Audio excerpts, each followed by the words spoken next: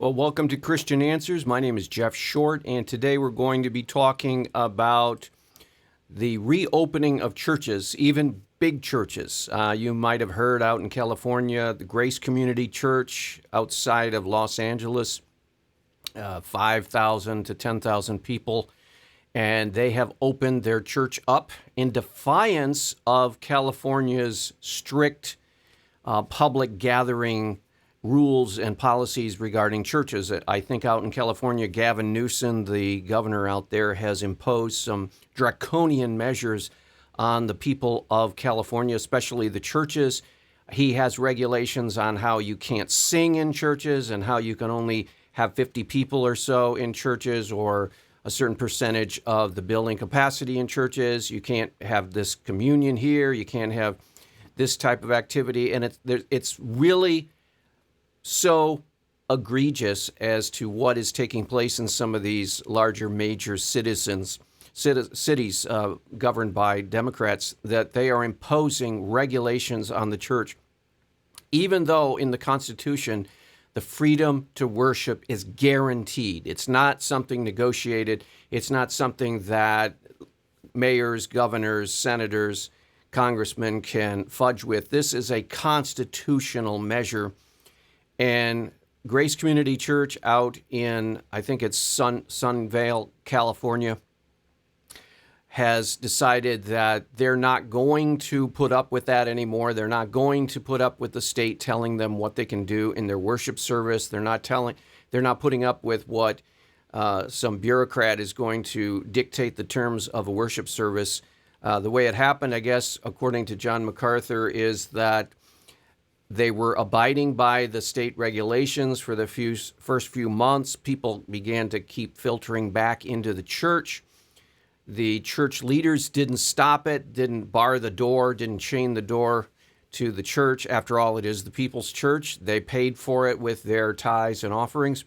And so the people were allowed to come into the church. There was no official announcement, we've opened the church, or anything like that. People just kept coming, and then more and more, and eventually people who wanted to go to church on Sunday showed up at Grace Community Church. And this was all, of course, in violation of Governor Gavin Newsom's policy in the midst of the so-called pandemic panic. And so John MacArthur decided that he was not going to stop the people. He was not going to send them home. They were not going to close the church door. And that's the way it stands right now. Well, a lot of megachurch pastors of churches over 1,000 or a couple thousand, they are still closed. And the reason they're still closed is that they are afraid that if they meet, that something bad will happen if they meet. The most radical extreme view of this is the megachurch pastor Andy Stanley down in Georgia had announced a couple months ago, or about a month ago, that his church would not be meeting together publicly until the next year. So this pastor and his leaders, I don't know if it was the pastor and the leaders or if it was just the pastor Andy Stanley, he just decided on his own that he is not going to have church services until next year at the earliest, which is surprising because I don't see anywhere in Scripture that gives pastors the authority to make such sweeping decisions. Just as our bureaucrats, we don't have any constitutional authority for them to make sweeping policy statements as regarding churches and closings and singing requirements and communion requirements and so on and so forth. We don't have any authority in this Constitution in the United States for them to do that. I don't see any place in the Bible where it says that a pastor of a church can decide willy-nilly that his church will not meet until next year, which we're talking about the closure of the church for 8 or 9 months of the year. And that is, to me, such an extreme decision. But we're seeing a lot of pastors now being very, very, very, very reticent to try to open up their megachurches. And the latest one that I heard was out in Michigan, Plymouth, Michigan. And the pastor there, Brad Powell, was giving some reasons. He gives some reasons every week, basically, trying to explain his decision, why he is not attempting right now to in any way begin services again at Northridge. Northridge is about 10,000 people show up on a weekend. He has a Saturday service, and then there are 2 Sunday morning services, and that totals to about 10,000 people. And he is saying that he's not going to open that church in any way to try to figure out how to make it work, because there are a couple of reasons why. And I'm going to go over those reasons why, because he's been having weekly updates every Thursday where he goes over again and again why he does not want to open up his church and why he feels it's wise not to. And so we'll go over, there are about 6 or 7 reasons that I can tell that he has given why he is not willing to open up the church.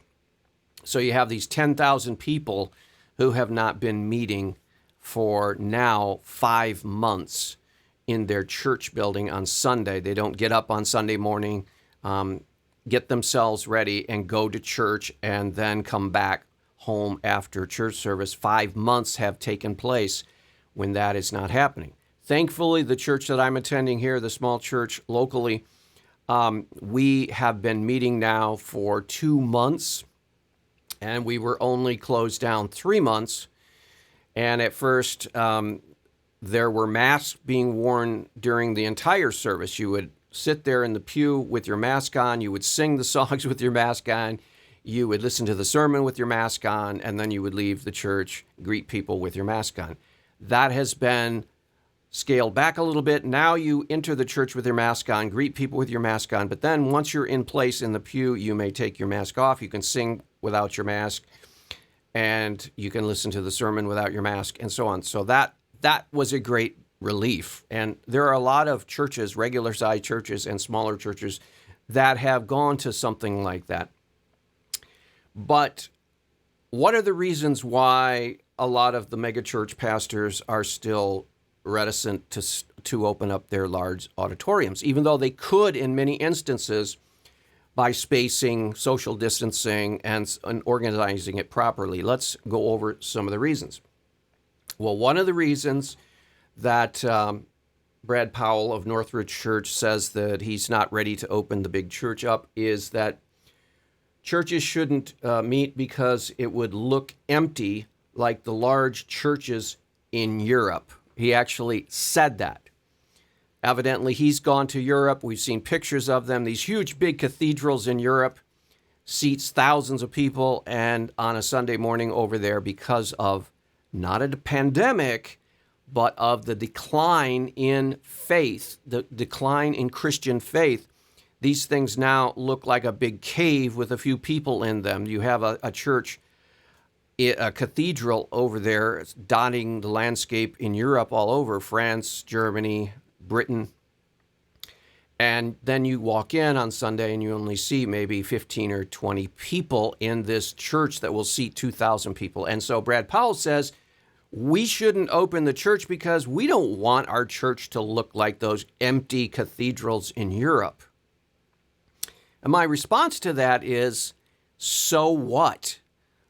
It doesn't matter what those empty churches in Europe look like. And it's not all about image, and it's not all about what it appears. I think this is one of the flimsiest excuses for not opening up a church I can imagine. How it looks is being factored into the serious work of Christian ministry. I don't know if Pastor Powell understands how ridiculous it sounds when he goes in front of the congregation on the internet, which is the only thing that's taking place right now as far as the services goes, the internet, and he tries to explain to them with a straight face that we can't open the church because it would look like those old cathedrals in Europe with only a few people in them, and they're made for thousands. Yes, a large church like Northridge, a large mega church that seats, I think, 4,000 to 5,000 people, it would look not as full if you opened it up and did the social distancing and people were spaced out. It would look not as full, but it wouldn't look like a 2,000-3,000 seat cathedral in Europe with only 20, 25 people in it. It wouldn't look that bad, but it would look less. It would definitely look like there are empty seats. It would definitely look like a church that is not capacity filled. It would definitely look less awesome and inspiring, but it doesn't matter how it looks. I don't know why the pastor is so concerned about how things look.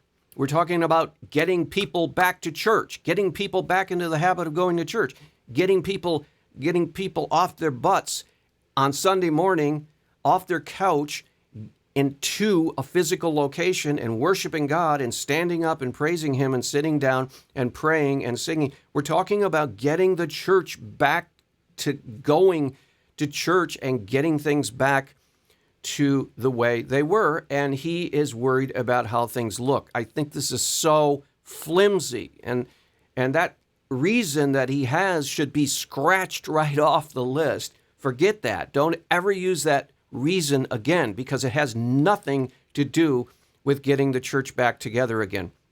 The Bible says in the book of Hebrews, do not forsake the fellowshipping of yourselves one with another, as is the habit of some. So it clearly teaches in the Bible that people are to gather together on a regular basis. And it doesn't allow leaders to use flimsy excuses for not gathering, and one of the flimsiest is that it would look like the old dead churches, cathedrals in Europe with only a few people in them bouncing around. That is totally irrelevant, shouldn't even be used. So we're going to cross that right off the list. Now, the second reason is our church shouldn't meet because if people got sick, the media would be negative to our church. He actually said that. Pastor Brad Powell said on a Thursday night update, he said, I can just see the news media and the cameramen and the reporters flocking around our church campus if one or two or if there were an outbreak that started because we met. There would be all kinds of criticism in the media, and newscasters would be promoting this awful, terrible church that brought COVID-19 on people. And my response to his reason for not meeting is, again, so what? Who are you trying to impress? Are you trying to impress the news media? If you're trying to win the news media over, just forget it. You're not going to. They're going to criticize Christians whether we do the right thing or whether we do the wrong thing. So forget about trying to appease the news media. I think, again, this is not as flimsy a reason as the first one, but again, it is a flimsy and really silly objection. Who cares what the news anchormen, who cares what the reporters will say? Who cares what the news media will criticize us for? The news media is not going to be pleased with the Christian message anyway. It already doesn't like that we oppose the killing of unborn children with abortion. It already doesn't like that we oppose the profaning of marriage with the so-called gay marriage policies that are now in place. It doesn't like the way we approach all kinds of things in life. That is totally irrelevant what they think about us. I think this emphasis on trying to market the church, this public relations obsession that a lot of church pastors have and the leaders and churches have, is really silly. Stop trying to please the world and please God. And I am very worried about the fact that we don't have authority in and of ourselves to shut down churches and tell people there will be no meetings for the rest of the year or indefinitely. Like, well, Andy Stanley said, basically, we're not going to have a church until into 2021. I don't see where he has the authority to make that decision. I think to deprive the people of God a gathering place to meet for church based on overblown and hyped panic over the virus, and we'll get to that in a minute, is really irresponsible leadership. And we need to ask the question, who gives leaders the authority to make these sweeping decisions? just as we should ask our political leaders who gives them the authority to make policies about worship. The third reason that Pastor Powell says we shouldn't open the church is because if people got sick, I'd feel bad and I'd feel to blame. I'd feel guilty. One of the updates, he once said that he feels that if people came into the church, even though they're supposed to social distance and not hug or shake hands, he says, I know that people would not follow that, and they would go ahead and they'd hug each other and greet each other the way they normally would, and that puts them at risk. And if people got sick because I invited them back to church, he says, I'd feel bad, I'd feel responsible, I'd feel guilty, and I don't want to risk that, he says. And my response to his reason here is, well, then you had better be prepared to close the church every flu season, because that's the same risk. I don't see that happening, and I didn't see him closing the church every fall flu season because of that risk, and I don't think he should make this risk over and above what the statistics show. One of the reasons why Grace Community Church out in California decided to not keep the people away and decided to go ahead and have regular worship service was they looked at the statistics. And what the statistics showed in California was that a person had a 99.9% chance of surviving COVID-19. So if you have a 99.9% chance of surviving a so-called pandemic, and you decide to go ahead and go to church, that isn't much of a risk. I think if you were to factor in the flu season, heart disease, and all kinds of cardiovascular, respiratory diseases, and all kinds of other factors, driving accidents, everything. If you factor in all the deaths from all the different causes, you're going to find that there is a risk to get out of your home, get in your car, and go anywhere. And so Grace Community Church out in California decided that if you look at the actual statistics of how dangerous it is to go to church and how dangerous it is that you might pick up a virus or something, it was so minimal that even if you did get it, there's a good chance that you would survive it, and most people are not getting it and dying, and you have a good chance of surviving it. So the risks are not so great. So we can't be overblowing the risk. There's also a problem in the accuracy of the statistics we're getting from the official sources. Does a person who dies, did they die of COVID or did they die with COVID-19? Again, if you lump people dying with COVID-19 in with people that die of COVID-19, you also inflate the chances of getting it and dying. Also, there are reports of people reporting deaths that are not anywhere related to COVID, but saying, well, it's probably COVID. We didn't test him. There was no test made on this person, but it kind of like looks, some of the symptoms of this person's death are like COVID. No, the statistics could be totally overinflating the death count. And so out in California, Grace Community Church looked at it and said, this is not a panic that we should follow. Okay, fourth reason, possible reason that the pastor gave. Church shouldn't meet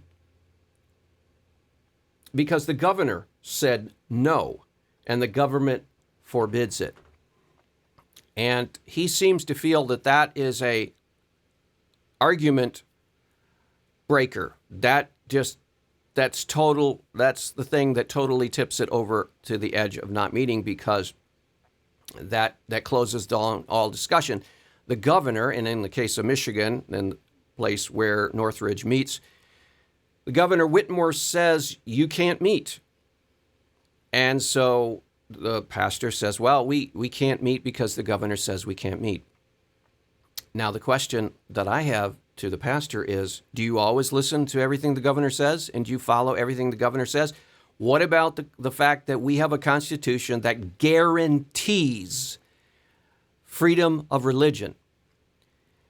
There is currently the threat of a lawsuit by California against Grace Community Church out there, and the Thomas More legal system is representing Grace Community Church, and they're going to argue before a judge that says, look, we have a constitution here.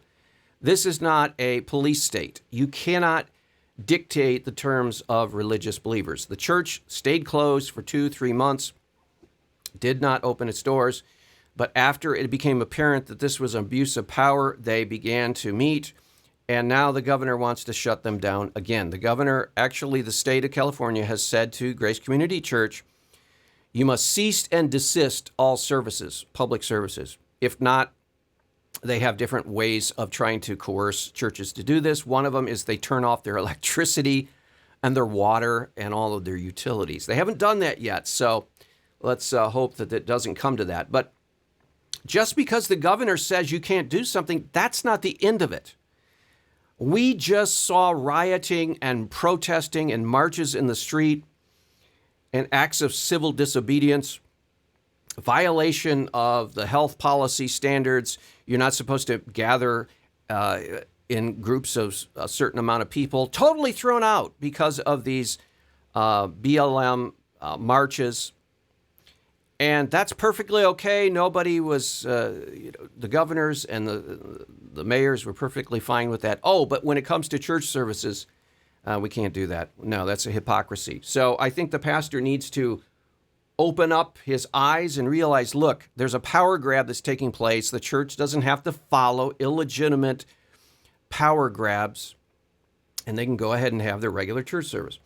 The fifth reason, church shouldn't open because the church's ministries, children's ministry would be a problem. Some people, leaders, think of that, and oh, that's just a nightmare to try to, organize a children's ministry. No, it really wouldn't be a problem. The kids are okay. The statistics are now in. Kids are not dying of COVID-19. And if you're worried about some of the older volunteers in the children's ministry, then recruit the younger mothers and the people who are involved in the children's ministry, and ask the older senior women to stay away for a while until the processes and procedures can assure them that they won't get sick. But the children's ministry is the same issue as schools opening up in the fall, and there are districts all over the country that are going to be opening up in the fall because they've looked at the statistics and the kids are not going to get sick. And if there are cautions and procedures in place, the parents won't get sick either in the homes, and the teachers won't get sick. And so we need to not let this panic, this hyped up, ginned up panic, prevent us from having church. Reason 6, church shouldn't open because people are not, they're able to hold online churches, and people don't have to leave their homes. They can watch the service on home. Pastor Powell has emphasized many times that there are people all over the country that are tuning in to the Northridge church service online, and that for the time this is okay, and he's trying to bring up all the positives of online church services. And I've talked about this before, and I don't have to go over it very long, but I would just reply, look, online church services are fine if you're sick and you can't go to church on Sunday, or if you're a shut-in and you can't go to church anyway. And these things have been going on for years. Churches have been broadcasting online for decades. If you want to go include television, Robert Schuller and some of the other larger churches had been broadcasting for over 50 years. So this is nothing new. It's not breakthrough, innovative. There's nothing special about some worship service online or on television. This does not in any way substitute for an in-person gathering. And it's very questionable if you go to the Bible and it says, well, see, we're doing what the Bible says to do church, only we're doing it online, which is what these pastors are doing. They're saying, hey, we can carry out church online. This is the new technology is allowing us to meet without actually meeting.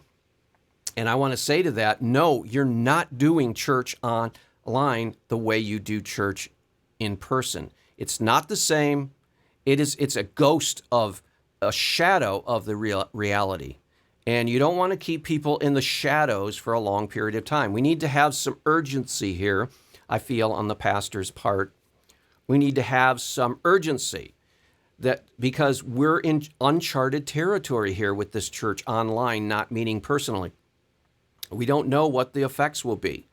We don't know if people are drifting off. I've been looking at the statistics on the Northridge broadcasts, and from all indications I can tell, more people are not tuning in online.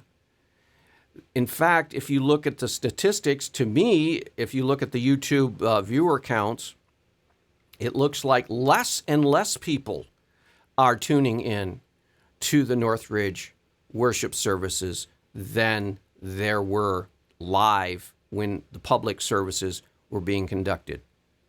So they're not picking up a lot of extra people. They're not doing a lot of extra ministry. A lot of churches are saying, well, there's all kinds of ministry taking place, but your main church service is not taking place.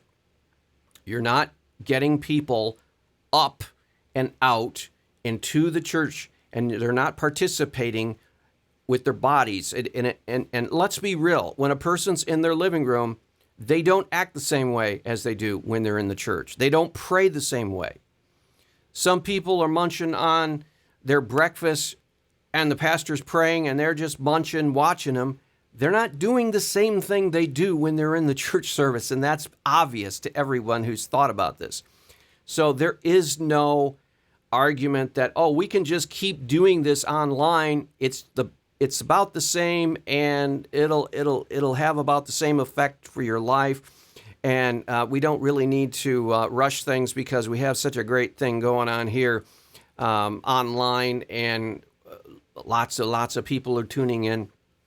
You're going to see more and more people drifting away, and you're going to see more and more people dropping out because they're not going to a face-to-face gathering. So we need to light a fire under these leaders. The reality is there shouldn't be one pastor making this decision, because if there's one guy making the decision, yeah, he's going to really be careful because he doesn't want to be blamed for anything, and he doesn't want anything to fail or fall because of his choice. But if you have a godly group of elders, the way it's supposed to be in the Bible, Paul's established churches and he appointed elders.